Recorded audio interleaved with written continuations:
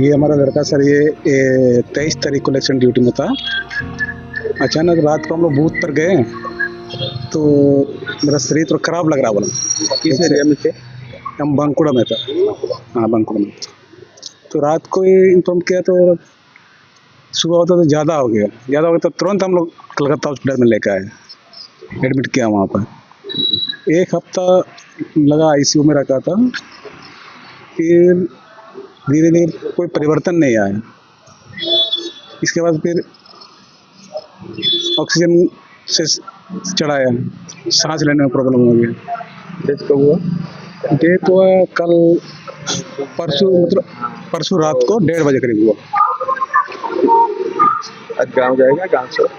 हाँ गांव जाएंगे, गांव में दान संस्कार करेंगे। इसके बाद फिर हम लोग वापस लौटेंगे। भाईना अजय कुमार सोरेन कोउठले भाई? सी वेस्ट बेंगल बांकुड़ा जिल्ला रे ड्यूटी करथिला, इलेक्शन ड्यूटी। से ड्यूटी कला बेले से ब्रेन स्ट्रोक हो गला। से 23 तारीख दिन ब्रेन स्ट्रोक होई कि से मेडिकल रे 7 दिन रही कि काली डेथ होती आ। ତାଙ୍କ ବୟସ କେତେ? 37 ସାର୍। ବାହାହେଇଛନ୍ତି?